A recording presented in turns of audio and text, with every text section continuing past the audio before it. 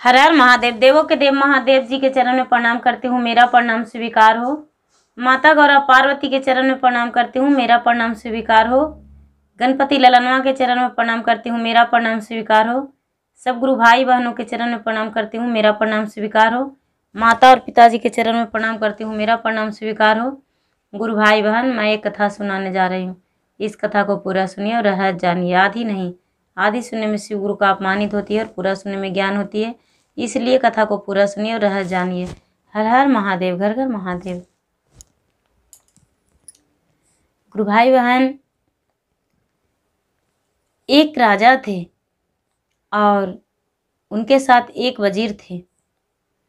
तो एक पुत्र राजा का भी था और एक पुत्र वजीर का भी था।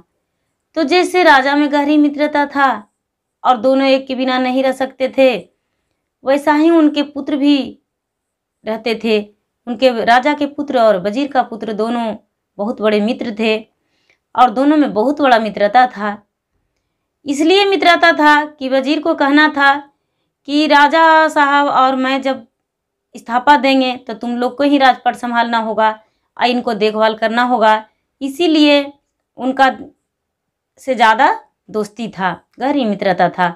दोनों एक ही साथ पढ़ाई लिखाई करते थे। राजा साहब के जो पुत्र थे वो बोले कि पिताजी, हम जाएंगे देश प्रदेश घूमने को लिए। तो उसके पिता बोले कि तो ठीक है, जितने रुपये लेना है ले लो घर से और जाओ घूमने, लेकिन अकेला मत जाना, साथ में वजीर का पुत्र को ले लेना। वो वजीर का जो लड़का था वो और राजा का लड़का दोनों वहाँ से घोड़े सवार होकर हाथ में तेगा तलवार ले लिए, जहाँ तक कि खाने का भी भोजन रास्ते का ले लिए, पानी पीने का साधन ले लिए, सब कुछ ले लिए और घोड़े पर सवार होकर और घर से निकल गए। जब घर से निकल गए तो चलते चलते चलते चलते कहीं पे शाम हो गया। तो शाम हो गया तो एक वृक्ष था, एक वृक्ष था। वृक्ष के नीचे दोनों घोड़े को बांध दिए, घोड़े को बांध दिए और देखने लगे वृक्ष पर चढ़ के कि कहीं कुछ दिखता है या नहीं। तो देख रहे हैं कि कुछ भी नहीं दिख रहा है। कहाँ जाऊं, किसके पास जाऊं, कुछ दिख ही नहीं रहा है। वजीर का जो पुत्र था वो बोला कि सुनो भाई, ऐसा करो कि वृक्ष के नीचे तो घोड़ा बंध गया है, लेकिन हम लोग डाल पे बैठ के पूरा रात काट लेंगे। हम लोग नीचे नहीं रहो। इस जंगल में पता नहीं कितने जीव जानवर आएंगे और हम लोग के मार देंगे तो क्या करेंगे। इसलिए सन्नाटा है, यहाँ तो कोई आने जाने वाले भी नहीं है, तो हम लोग ऊपर डाल पे बैठ जाते हैं। दोनों डाल पर चढ़ के बैठ गए। जब पूरा सन्नाटा हो गया, निशादी रात हो गया, तो देख रहे हैं दोनों वजीर का लड़का और राजा का लड़का दोनों जागे हुए थे। तो एक पूरा अजगर, बहुत विषैला अजगर गरजता आ रहा है। उन्हें से पूरा उधर से गरजते आ रहा है, पूरा आ करते आ रहा है। राजा का लड़का शौक कर इधर उधर देखने लगे कि अरे क्या चीज़ हो सकता है जो इतना फुफकार रहा है। वजीर का लड़का भी देखने लगा। तो देखने लगा तो बहुत देर में पता चला पूरा इंजोला, पूरा जगमग जगमग रोशनी चौबगल दिख रहा था और पूरा इंजोला सा आ रहा था होते। और देखा कि एक बहुत बड़ा विषैला अजगर, जैसे कि 500 मन से भी ज़्यादा उसका वजन हो, वो क्या देख रहा है कि और उसका पूरा मस्तक पे रोशनी जल रहा है, पूरा मस्तक पे रोशनी जल रहा है और वो गरजते आ रहा है। उसको देखकर दोनों डर गया और सोचा कि आज तो मुझे जीवित नहीं छोड़ेगा। इतने विषैले ये अजगर है, सर्प है, यदि मुझे निगल ही जाएगा तो क्या कर सकते हैं, इसको कुछ नहीं बिगाड़ पाएंगे। ये वृक्ष के नीचे आया, वृक्ष के ऊपर नहीं देखा, दोनों को घोड़ा बंधा हुआ था, दोनों को घोड़ा को खा गया। दोनों को घोड़ा को जीते जी निगल गया, खा गया। वो अजगर इतना विषैला था, निगल के और आगे को बढ़ गया। जब आगे को बढ़ गया तो ये सोचता है कि अब क्या करूं, मेरा घोड़ा तो खा गया। लेकिन ये जो वजीर का पुत्र है वो राजा का पुत्र से पूछ रहा है लड़का से कि सुनो भाई, ये अजगर उतना दौड़ता हुआ धीरे धीरे चल रहा है, उसको सर पे क्या है, मस्तक पे। कहता है कि मणि है। वो मणि अपना उगल के मस्तक पे रख लिया है, अपने छत्र छाया से ऊपर रखा है, क्योंकि उसको आगे का रोशनी दिखेगा, और एक जगह रख देगा तो उसको डर है ना कि कोई चुरा लेगा, इसीलिए अपने मस्तक पे रख लिया है। वजीर का लड़का बोला कि मेरे दादाजी कहते थे कि वो जो रोशनी है, जगमग रोशनी जो जल रहा है, वो मणि होता है, तो मणि सर्पों का बहुत काम देते हैं, लेकिन उसे यदि चुरा लेते तब। ये कहता है घोड़ा को तो निगल गया, उसके सामने हम लोग तो एक मच्छर के समान भी नहीं है, हम लोग का भी जीते जी निगल जाएगा। नहीं नहीं, हम ऐसा नहीं कर सकते हैं। ये जो वजीर का लड़का था वो क्या किया कि धीरे धीरे पौधे से उतर गया, उतर के और नीचे आया, और जो घोड़ा वहाँ पर लैटिंग किया था वो क्या किया कि वो बेचारा हाथ में उठा लिया और निशाना लगा के और उसके फन पे मार दिया। निशाना लगा के फन पे मार दिया, जो छत छोड़ले था उस पे, तो उसका मणि पे लग गया, जो मणि लेट गया। और मणि लेट गया तो ये जो सर्प था वो मुड़ी पटकने लगा और चिल्लाने लगा, गुस्सा के मारे चिल्लाने लगा और पूरा गरजने लगा। उसको जब मणि नहीं तो उसका संसार में कुछ नहीं, क्योंकि वो मणि वाला जो अजगर सर्प था, तो मणि रहता है तभी वो जीवित रह सकता है। वो पूरा सर के पटकने लगा। जब सर के पटकने लगा तो ये जो राजा का पुत्र था वो अपने तेगा मार दिया तो उसके फन पे लग गया। वो सर्प जो था वो जीते जी मर गया। सर्प जीते जी मर गया, उसका प्राण टूट गया। लेकिन राजा का पुत्र और वजीर का लड़का दोनों में से कोई नहीं नीचे उतरा। जब सुबह हुआ तो नीचे उतरा और उतर के देख रहा है कि ये अजगर तो मर गया है। वो क्या किया कि वो जो मणि था, मणि हाथ में ले लिया और चला पानी खोजने। तो नजदीक में एक तालाब था, तालाब में चल गया धोने।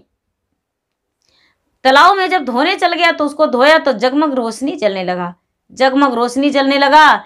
और ये क्या किया कि हाथ में पकड़ ले था और दोनों मिलकर उसे साफ कर रहा था। उसके मणि के शक्ति से वहां पर तालाब के अंदर एक पाताल लोक में महल था। पाताल लोक में महल था, उसमें जल परी रहती थी। वो मणि के शक्ति से वो अंदर चला गया, तालाब के अंदर चला गया। और तालाब के जब अंदर चला गया तो वो जो जल परी रानी थी वो कहती है कि रे तुम लोग यहाँ कैसे आ गया, ये ऐसे यहाँ पर क्यों आया, क्या तुम लोग को यहाँ पर वहाँ ऊपर में कोई नहीं कुछ किया।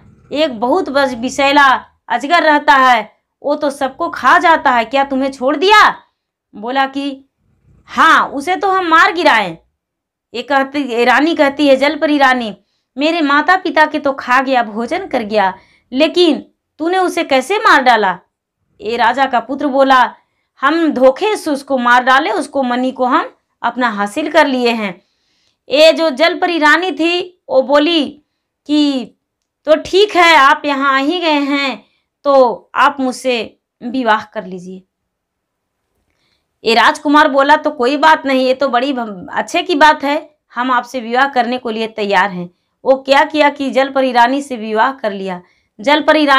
कर लिया और मणि के सहारे राजकुमार के साथ ऊपर आया ये वजीर का लड़का और बोला कि जाओ मेरे घर जाओ और हाथी घोड़ा डोली पालकी ले आओ। और जल परी रानी को ऐसे कैसे ले जा सकते हैं, हम जब विवाह कर लिए हैं तो ऐसे तो जा नहीं सकते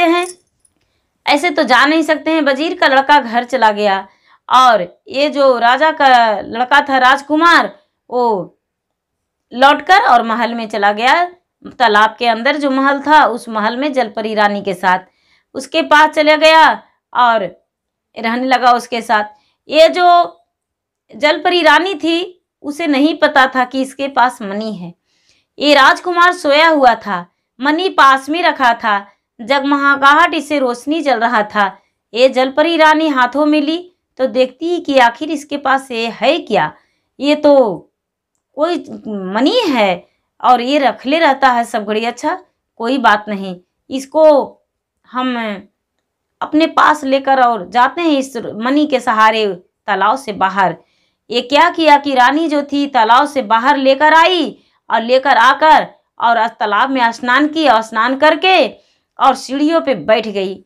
सीढ़ियों पर जब बैठ गई तो प्रतिदिन वैसा ही करने लगी। जब राजा सो जाता था वो राजकुमार, तो ये रानी ऊपर आ जाती थी, जलपरी रानी, और बहुत सुंदर थी, इतना रूपवती थी, इतना रूपवती, इतना रूप की रानी थी कि देखने में लोग चकित हो जाते थे कि इसका रूप जो है वो भगवान कितना सुंदर बनाए हैं।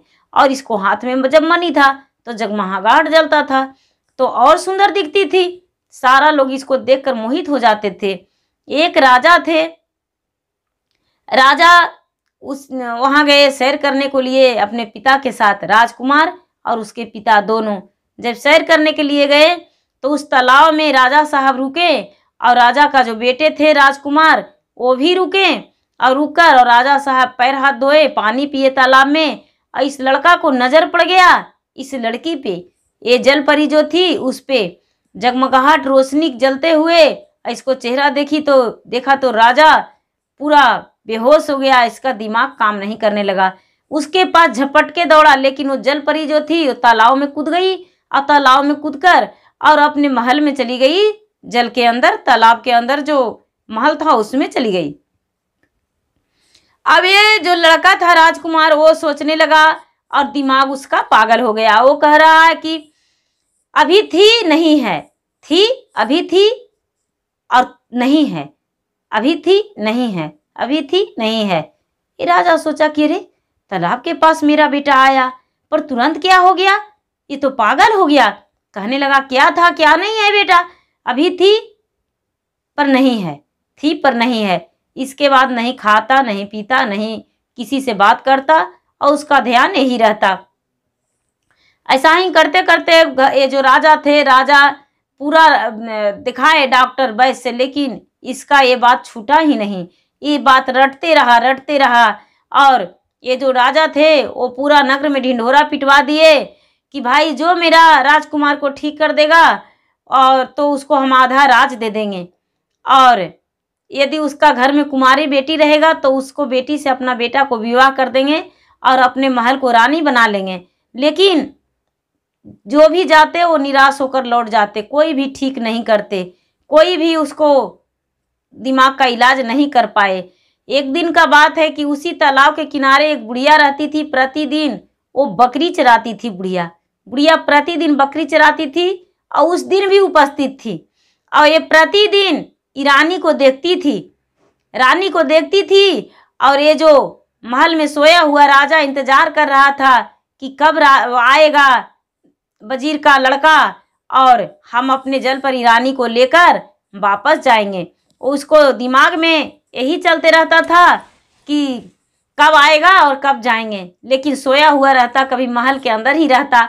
वो सोचता था कि आएगा तो उसको लाने जाएंगे। टाइम ले लिया था कि 2 सप्ताह में हम आएंगे, तो ये बेचारा राजकुमार सोचता था कि 2 सप्ताह में हम ऊपर जाएंगे और लेकर उसको वापस आएंगे और रानी को लेकर जाएंगे। ये जो बुढ़िया थी वो बुढ़िया पूरे देख ली थी पूरा अपना लीला कि वो जो लड़की है वो ऊपर आती है, मनी को देखती है, मनी को लेकर आती है, जगमगाता है, और ये देखा है तो ये दिमाग इसको पागल हो गया है। ये राजा से बोला कि राजा साहब आपको लड़का को हम ठीक कर देंगे।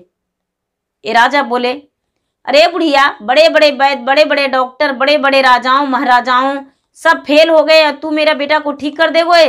बुढ़िया बोली हाँ राजा साहब, लेकिन अभी नहीं, हम जब आपको बेटे को ठीक कर देंगे तब पता चलेगा, ऐसे नहीं। बोले ठीक है। ये क्या किया कि जब बुढ़िया थी वो बुढ़िया बोली कि राजा साहब मुझे आपकी ज़रूरत है, 4 गुप्तचरों की ज़रूरत है, 4 गुप्तचर आप दे दीजिए और हम तालाब के किनारे एक झोपड़ी लगा दीजिए, उसी झोपड़ी में हम रहेंगे और आपका गुप्तचर भी वही रहेगा, खाना पीना भिजवा दीजिएगा। बुढ़िया के तालाब के किनारे एक झोपड़ी बन गया, वहीं पर रहने लगी बुढ़िया और ये जो गुप्तचरों थे वो भी वहीं रहने लगे। जब ये जलपरी रानी रोज निकलती थी, रोज की भांति उस तरह भी उस दिन भी निकली। ये बुढ़िया देखी तो गुप्तचरों को इशारा मारी और गुप्तचरों चारों तरफ से खड़ा हो गया। ये बुढ़िया जाकर उसके पास बैठकर कहती है, रे रानी, महलों की रानी रहने वाली, आज तालाब पे घूम रही हो, आखिर क्या कारण है, क्यों यहाँ पे बैठी हो बिटिया? ये कहती है कि नहीं दादी माँ, मुझे तालाब में रहते रहते मन नहीं लगता है, तो थोड़ा घूमने फिरने आते हैं, हवा लेने आते हैं। बोले बिटिया तू हाथ में क्या ले रखी हो, ये तो जल में गिर जाएगा बिटिया। कहती बेचारी जल परी रानी कहती है कि नहीं, नहीं गिरेगा। अरे बेटी नीचे रख दो बेटी, इसे जल में गिर जाएगा तो नहीं मिलेगा। ये बेचारी धोखे से नीचे रख दी और ये बुढ़िया अपने आंचल के अंदर छुपा के और क्या की कि इसको कहने लगी इन लोगों का कि चलो इसको बांध को ले चलो। इशारा मारी, गुप्तचर जो था चारों मिलके पकड़ के और जल परी रानी को राजमहल में ले आए। और ये जो रानी थी, बुढ़िया थी, वो बुढ़िया बोली कि देखिए राजा साहब, ये लड़की से मिलाइए अपना बेटा को, आपको बेटा क्या कहता है। उसको बेटा आया, राजकुमार, राजा के बेटा, तो इसको देखा तो कह रही है कि यही थी पर यही थी। और बात करने लगा कि अरे तू तो रूप सुंदरी हो, हम तुमसे विवाह करेंगे। ये अचानक सोचती है कि अरे वो बुढ़िया ठगन के हाथों में हम पड़ गए, ये तो बुढ़िया ठगीन थी और मुझे यहाँ ले आई। मेरा राजकुमार तो महल के अंदर ही बेचारे होंगे, वो निकल भी नहीं पाएंगे, उनके पास तो कोई सहारा भी नहीं है, कैसे निकल सकते हैं, अब हम क्या करें। ये कहती है कि देखिए आप विवाह कीजिएगा तो हम आपसे विवाह करने के लिए तैयार हैं, लेकिन 1 साल के बाद करेंगे, क्योंकि हम विवाहित हैं। 1 साल के बाद हम विवाह करेंगे, अभी नहीं। ये राजा बोले ठीक है, 1 ही साल के बाद विवाह कीजिएगा, कोई बात नहीं, 1 साल आप इंतजार कर लीजिए। ये बेचारी राजमहल में रहती थी और बाट जोती थी कि कब वजीर का लड़का आएगा, कब मेरा राजकुमार आएगा, कोई ना कोई आ जाए। हे भगवान, हे महादेव, हे भोलेनाथ, आप मेरा सत को बचा लीजिए, मेरे राजा को मेरे पास ला दीजिए, वजीर को लड़का को ला दीजिए और मुझे राजमहल जाने को मिल जाए, हम यहाँ से कहीं किसी तरह से निकल जाए। ये जो राजा थे, राजा 1 साल का समय दे दिए थे। ये जो बुढ़िया थी, बुढ़िया बोली राजा से कि राजा साहब, आपको हम बेटा को ठीक कर दिए तो बदले में अपना बेटी से मेरा बेटा को विवाह कर दीजिए। ये बुढ़िया का बेटा जो था वो पगला था, उसको कोई दिमाग नहीं था, कादो कीचड़ से लेटा रहता था और कहाँ गया था वो भी पता नहीं था, पूरा सगरो इधर उधर रहता था। उस समय भी बुढ़िया का बेटा घर पे नहीं था और इधर उधर रहता था। ये जो वजीर का लड़का था वो लौटा तो देखा कि अरे यहाँ तो मुझे राजकुमार लेने नहीं आ रहा है, आखिर क्या कारण है। वो एक ब्राह्मण के घर में रह गया और ब्राह्मण के घर में रह के रोज तालाब के पास जाता कि कब आते हैं ये राजकुमार, कब आते हैं, लेकिन वो राजकुमार तो निकल नहीं रहा था। वो बेचारा निकलता कैसे, इसको शक हो रहा था कि लगता है महल के अंदर कुछ हो गया उन लोग का, लेकिन ये कुछ नहीं कर पा रहा था, ये बहुत उदास रहता था। एक दिन नगर में ढिढोरा सुना कि राजा का बेटा का विवाह है जलपरी रानी से। ये ब्राह्मण का लड़का था, वो बोला कि ये जो वजीर का लड़का था वो ब्राह्मण से पूछा कि महाराज ब्राह्मण देवता, ये आवाज कैसी है। वो ब्राह्मण बोले अरे पुत्र, तू नहीं जानता है, यहाँ जलपरी रानी है, नदी तालाब के किनारे से लाए हैं, राजमहल में पकड़ के उससे विवाह कर रहे हैं राजा के लड़का से, और राजा के बेटी के विवाह होगा एक बुढ़िया के बेटा से, बुढ़िया ही उसको ठीक किए हैं। राजा जो थे, राजा और राजकुमार दोनों गए थे सैर करने को लिए, तो तालाब के पास उनका बेटा का दिमाग खराब हो गया था, तो बुढ़िया उस जलपरी को लाई तो उसका दिमाग ठीक हो गया, तो जलपरी से शादी होगा राजा के बेटा के, और राजा के बेटी से विवाह होगा बुढ़िया के बेटा से। बुढ़िया का बेटा पगला है, पता नहीं कहाँ चला गया है। ये बोला, जो वजीर का लड़का था वो बोला कि बाबा बुढ़िया का बेटा दिखता कैसा है। बोला अरे भाल बांदरू की तरह दिखता है, उसका पूरा कादो मिट्टी लगल रहेगा, पागल की तरह रहेगा, पूरा उछलता कूदता है, एक लंगोट में रहता है और कुछ कपड़ा नहीं पहनता है, चाहे सर्दी हो या गर्मी हो या बरसात हो, कपड़ा नहीं पहनता है। ये क्या किया कि वजीर के लड़का बोला कि तो ठीक है बाबा, आपके पास से हम जा रहे हैं, हो सकता है 1 सप्ताह के बाद आपके पास से फिर आए हम। ये क्या किया कि वजीर का जो लड़का था वो एक लंगोट पहन लिया, पूरा कीचड़ लगा लिया मस्तक पे, सगरो शरीर में, और लगाकर और कूदते फानते उछलते बुढ़िया के झोपड़ी के पास गया और जाके माँ माँ माँ माँ हम आ गए, माँ माँ हम आ गए, पूरा चिल्लाने लगा। तो बुढ़िया सोची कि अरे मेरा तो भाग ही खुल गया, अब तो राजा का आधा राजपाट भी ले लेंगे, राजा के बेटी से भी विवाह कर देंगे अपने बेटा को। बोला अरे बेटा तू आ गया, तो माँ माँ हम आ गए, पूरा चिल्लाने लगा। बोला बेटा राजा के बेटी से विवाह करेगा? तो हाँ माँ करेंगे बेटा, तेरे लिए हम नागमणि रखे हैं, नागमणि को देखेगा? हाँ माँ हम देखेंगे। बुढ़िया अंदर ले गई झोपड़ी के अंदर और बोली बेटा स्नान कर लो। तो ये कहता है नहीं माँ स्नान नहीं, कपड़ा पहन लो। नहीं माँ हम इसी तरह जाएंगे, राजमहल ले चलो, राजमहल ले चलो। ये बुढ़िया से मनी हाथ में ले लिया, ये जो वजीर का लड़का था वो बुढ़िया से मनी हाथ में ले लिया और मनी हाथ में लेकर और चला गया वो राजमहल। बुढ़िया लेकर गई राजमहल। वो वहाँ जो पहरेदार थे वो पहरेदार इसको कुश्ती मजाक को देख देख के और सब सो गए। ये पूरा नाच रहा था, कूद रहा था, कूदते कूदते कूदते कूदते कूदते कूदते सबको सुला दिया। और क्या किया कि ठीक आधी रात में ये चला गया ये जलपरी के पास, और जलपरी के पास जाकर और कहने लगा कि जलपरी रानी हम तुम्हारे पास आए हैं बहुत मुश्किलों के बाद, क्योंकि मेरे पास मनी था, इस सहारे से हम तुम्हारे पास आ गए हैं। और मेरा दोस्त कैसा है ये बताई बेचारी कि क्या कहूँ, आप कौन हैं, कैसे हैं, मुझसे निकालिए। कहते हैं कि हम वजीर का लड़का है, वही आपको पति का दोस्त, हम आपको यहाँ से लेने आए हैं। वो बेचारी बोली कि तो ठीक है जल्दी से मुझे यहाँ से ले चलिए। ये मनी के सहारे वहाँ से रात्रि ही के समय में किसी तरह से वहाँ से निकाल लिए। निकाल के दोनों वहाँ से भाग आए और भाग के और यहाँ तालाब के पास आए और जहाँ तालाब के अंदर महल था वो महल के अंदर गए और राजकुमार के वहाँ से ले लिए। जब राजकुमार और राजकुमार के पत्नी और वो बेचारा वजीर का जो लड़का था तीनों वहाँ से चल दिए। तो चलते चलते रात्रि के समय में निकले थे।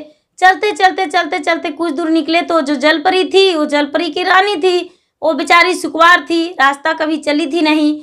वो कहने लगी अपने राजकुमार से महाराज मुझे तो बहुत थकावट हो रहा है, मैं कैसे जाऊं, मुझे तो चलने का हिम्मत नहीं है, कहीं आराम करते, रात्रि का समय है।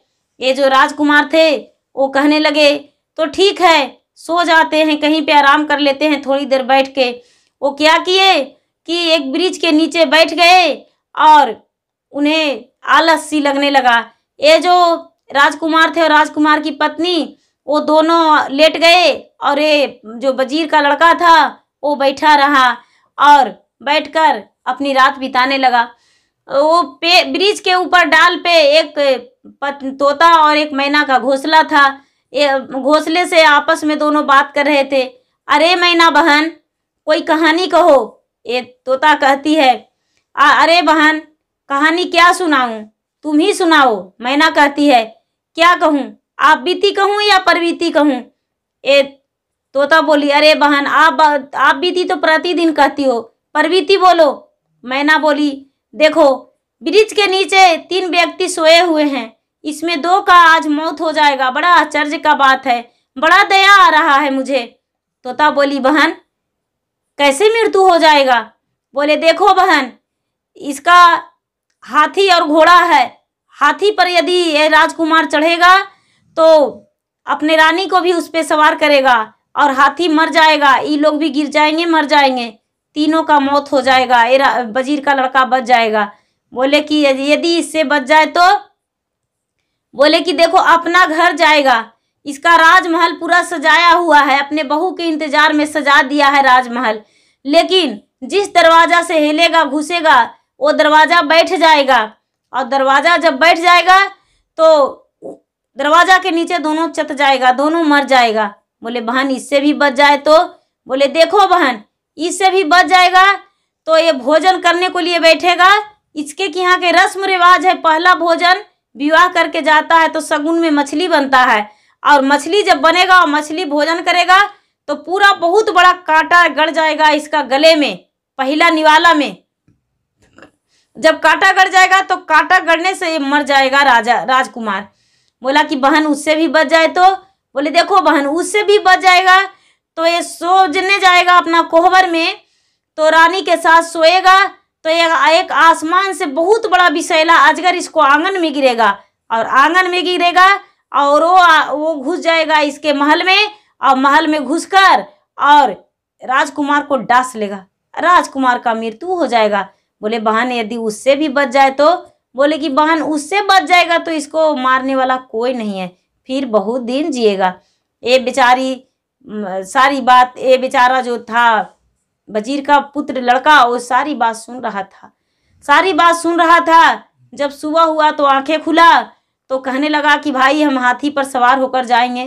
तो ये राजकुमार से बोला नहीं भाई, तुम हाथी से सवार होकर नहीं जाओ, घोड़े पर सवार होकर जाओ, हाथी पर हम जाएंगे। अरे तेरा तो पत्नी भी घर में आ गया है, मैं तो अकेला जा रहा हूँ, तू घोड़े से जाओ, और तेरी पत्नी डोली से जाएगी, हम डोली मंगवाते हैं। वो जो वजीर का लड़का था वो दूर जाकर डोली मंगवाया, कहार को व्यवस्था किया डोली को, और उसकी रानी को डोली कर दिया। ये जो राजकुमार था वो गुस्से से तमतमाते हुए घोड़े पर सवार हो गया, हाथी पर ये चढ़ गया वजीर का लड़का। वहां से तीनों चलने लगे, चलते चलते चलते घर आ गए। जब घर आ गए तो राजकुमार अपने दरवाजा को देखकर बड़े खुश हो गए कि बहुत सजा धजा है। ये जो था वजीर का लड़का वो क्या किया, दरवाजा पर जाते समय इससे पहले भी पहुंच गया, और जाकर और कोई ऐसा सामग्री लिया कि उससे पूरा ढनमना कर दिया, उसके दरवाजा को ढा दिया और बोला राजा से कि राजा साहब दूसरा दरवाजा काटिए, बहू आपकी नहीं है दरवाजा पुराना क्यों, दूसरा दरवाजा काटिए तब आपकी बहू अंदर जाएगी। और बेटे दूसरा दरवाजा काटे जैसा ही वो दरवाजा गिर गया, लेकिन फिर भी राजकुमार को नहीं लगा कि मुझे बचा रहा है। जब भोजन करने को लिए बैठा तो मछली और चावल परसाया, ये इसका आगू से थाली ले लिया और थाली लेकर अपना थाली दे दिया। वो जो वजीर का लड़का था वो अपना थाली दे दिया और राजकुमार का थाली ले लिया, उसका भोजन किया। एक इसका कुछ नहीं हुआ, इसका भोजन वो कर लिया, उसका भी कुछ नहीं हुआ। जब और बोला कि देखिए भाई अब तो आपको घर भी आ गई पत्नी, अब हम घर जाते हैं। ये राजकुमार गुस्से के मारे बोला हाँ हाँ जाओ, जल्दी से चला जाओ तू मेरे घर से, मेरा घर कभी आना नहीं। ये बोला ठीक है भाई जाते हैं, तू क्योंकि अपने पत्नी के साथ रहो, हम जा रहे हैं। वो पूरा विदाई ले लिया और जाके दूसरे दरवाजे से घुसकर जहाँ कोहबर उसको मिलता वहीं जाके पलंग के अंदर सो गया तर में, और अपना आसरा देखने लगा कि कब राजा रानी इस महल में आते हैं। जब कोहबर शाम रात्रि का समय हुआ तो राजकुमार के पत्नी जो जल परी थी वो दोनों कोहबर में गए और कोहबर में जाकर और आराम करने लगे। दोनों का आंखें लग गया, और जब आंखें लग गया तो ये राजकुमार निकल के और दरवाजे के सहारे जहाँ पर गेट लगता है वहीं पे बेचारा खड़ा हो गया। जब खड़ा हो गया तो एक बहुत बड़ा गरजता हुआ उसको आंगन में नाग गिरा, सर्प बहुत बड़ा विषैला, और नाग गिर के और वो क्या किया कि राजा के दरवाजे में जहाँ कोहबर था वहीं घुसने लगा। तो ये जो वजीर का लड़का था तेगा से मार के 7 खंड कर दिया और 7 खंड करके और धीरे से दरवाजा खोला तो रानी का नींद टूट गया। चिल्लाने लगा अपने पति से झिकझोर के और बोला सुनिए, ये जो वजीर का लड़का आपका दोस्त है वो तो मेरा कमरा में ढुक गया है, इसको देखिए और इसको अच्छे से हिसाब लीजिए। ये राजकुमार उठा और सबसे पहले आओ न ताओ देखा और इस वजीर को लड़का को 2-4 हाथ लगा दिया। ये वजीर का लड़का कुछ नहीं बोला और क्या किया कि बोला कि भाई इसका इंसाफ सुबह में करना, अभी नहीं।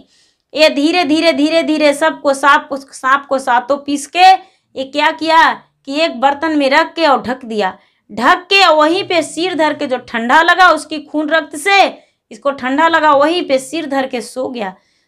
सवेरा हुआ, सारा लोग कहने लगे अरे ये तो यहाँ पर सोया हुआ है, यहाँ पर सोया हुआ है अपने दोस्त के इंतजार में। लेकिन उसका बर्तन में कोई नहीं देखा कि ये नाक काट के रखा हुआ है।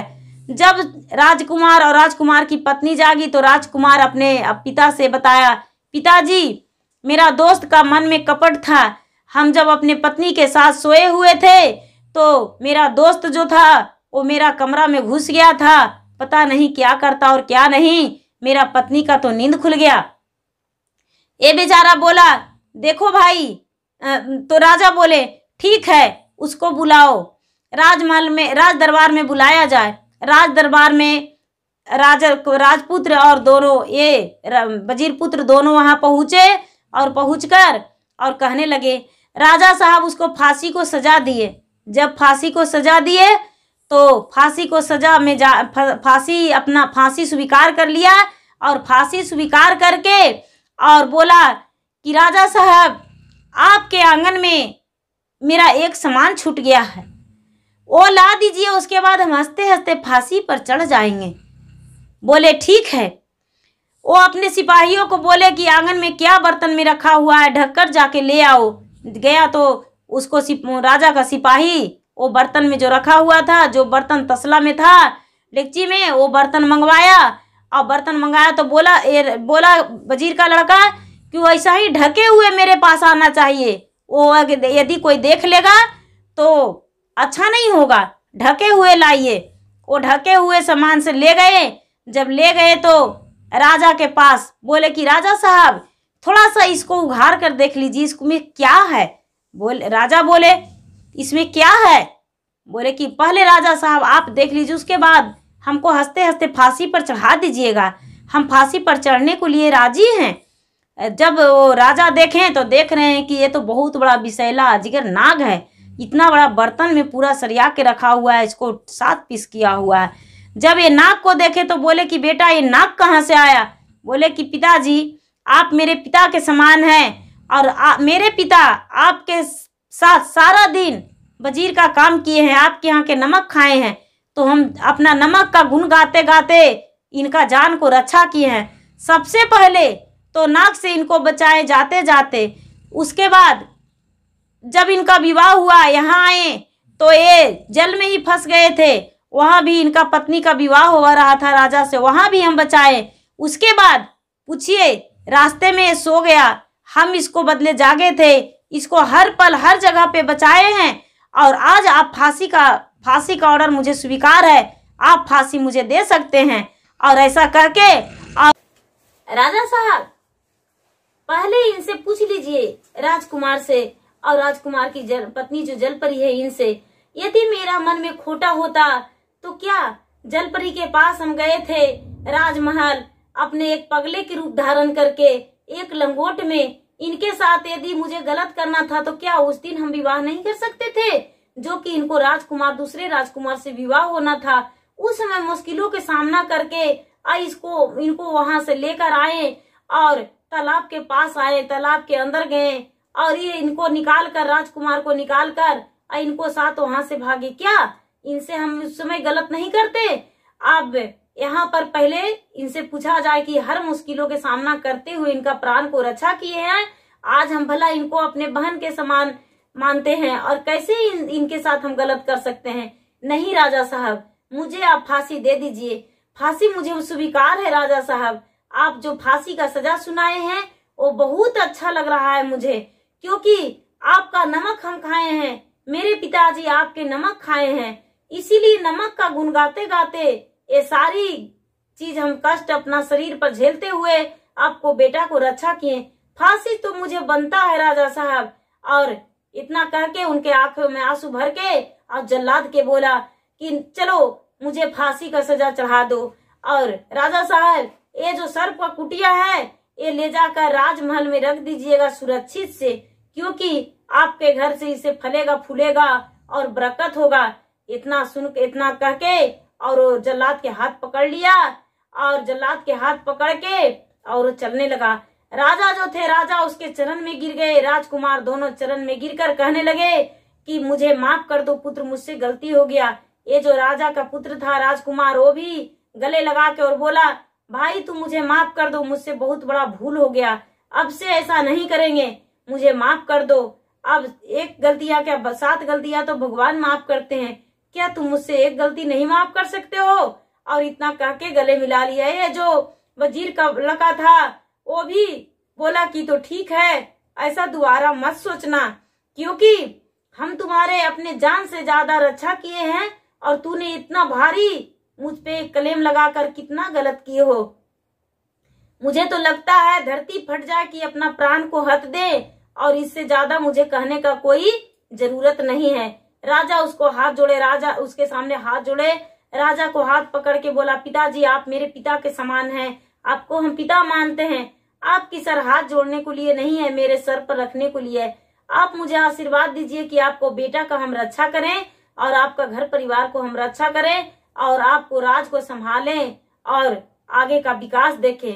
इससे ज्यादा हम आपको कुछ नहीं कहते हैं। यदि इजाजत हो तो अपना राजमहल में मुझे रखें और नहीं तो राजमहल से मुझे निकाल दीजिए।